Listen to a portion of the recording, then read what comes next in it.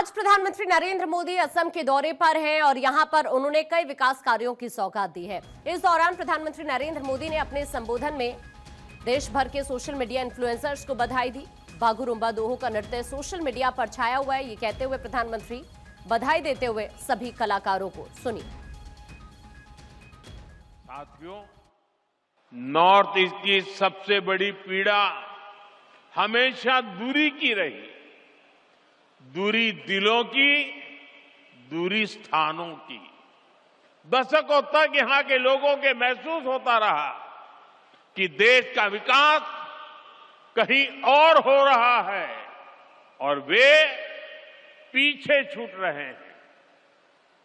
इसका असर केवल अर्थव्यवस्था पर नहीं पड़ा, बल्कि भरोसे पर भी पड़ा। इस भावना को बदलने का काम भाजपा ने किया। डबल इंजन की सरकार ने नॉर्थ ईस्ट के विकास को प्राथमिकता बनाया।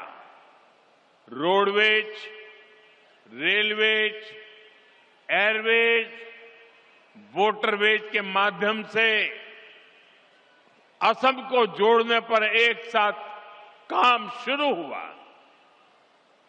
साथियों, जब हम रेल कनेक्टिविटी बढ़ाते हैं तो इसका फायदा सामाजिक और आर्थिक दोनों स्तरों पर होता है। इसलिए नॉर्थ ईस्ट के लिए कनेक्टिविटी का विस्तार बहुत महत्वपूर्ण है। लेकिन कांग्रेस ने कभी इसकी परवाह नहीं की। मैं आपको एक आंकड़ा देता हूं। जब कांग्रेस की केंद्र में सरकार थी तो असम को बहुत कम रेल बजट मिलता था, लगभग 2000 करोड़ रुपए। अब भाजपा सरकार में इसे बढ़ाकर लगभग 10,000 करोड़ रुपए सालाना कर दिया गया है। अब मैं आपको पूछता हूं, ये आंकड़ा आपको याद रहा क्या? ये आंकड़ा आपको याद रहा क्या कि भूल गए? मैं फिर से याद कराता हूं। कांग्रेस के जमाने में असम को रेलवे के लिए 2000 करोड़ रुपया मिलता था। कितना? सबके सब बोलिए कितना? बीते 1-1.5 वर्षों से बीजेपी पर देश का भरोसा लगातार बढ़ता जा रहा है। हाल ही में बिहार में चुनाव हुए, वहां 20 वर्ष बाद भी जनता ने बीजेपी को रिकॉर्ड वोट दिए हैं, रिकॉर्ड सीटें जिताई है। 2 दिन पहले ही महाराष्ट्र के बड़े शहरों में मेयर और पार्षदों के चुनाव परिणाम आए हैं। मुंबई, जो दुनिया के सबसे बड़े निगमों से एक है, वहां की जनता ने पहली बार बीजेपी को रिकॉर्ड जनादेश दिया।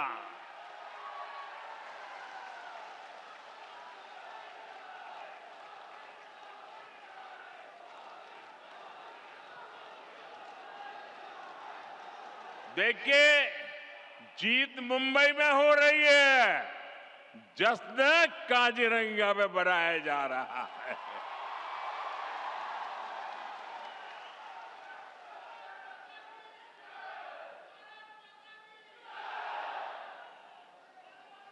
महाराष्ट्र के अधिकतर शहरों की जनता ने बीजेपी को सेवा का अवसर दिया है। साथियों, इससे पहले दूर सुदूर दक्षिण में केरला की जनता ने बीजेपी को बहुत बड़ा समर्थन दिया है। वहां पहली बार बीजेपी का मेयर बना है। केरला की राजधानी तिरुवनंतपुरम में आज बीजेपी सेवा कर रही है। साथियों, बीते कुछ समय में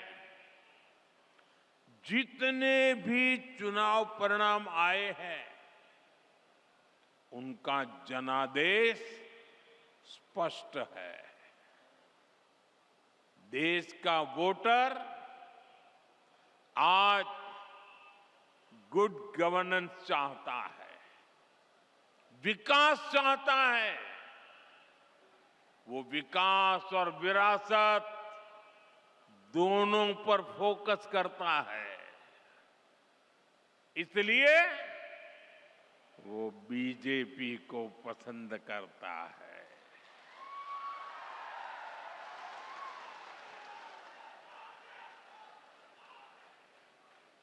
साथियों, इन चुनावों का एक और संदेश है। कांग्रेस की नेगेटिव पॉलिटिक्स को देश लगातार नकार रहा है। जिस मुंबई शहर में कांग्रेस का जन्म हुआ था, वहां वो आज चौथे या पांचवें नंबर की पार्टी बन गई है। जिस महाराष्ट्र पर कांग्रेस ने सालों तक शासन किया, वहां कांग्रेस पूरी तरह से सिमट गई है। कांग्रेस देश का भरोसा खो चुकी है, क्योंकि कांग्रेस के पास विकास का कोई एजेंडा नहीं है। ऐसी कांग्रेस कभी असम का काजीरंगा का भी भला नहीं कर सकती। साथियों, काजीरंगा की सुंदरता के बारे में भारत रत्न डॉक्टर भूपेन हजारिका जी ने कहा था, आमार काजीरंगा धन्यो।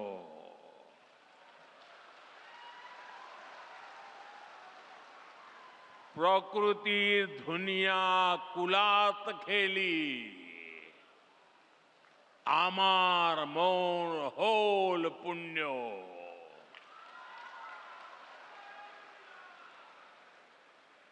इन शब्दों में काजीरंगा के प्रति प्रेम की भावना है।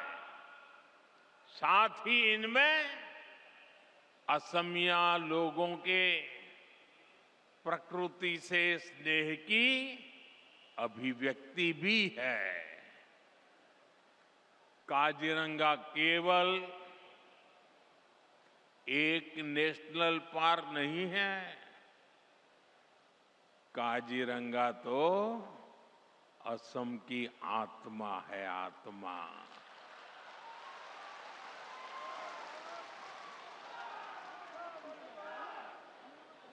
ये भारत की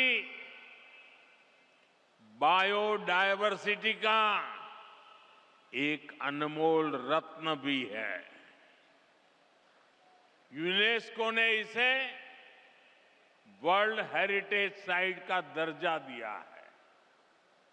साथियों, काजीरंगा और यहां के वन्य जीवों को बचाना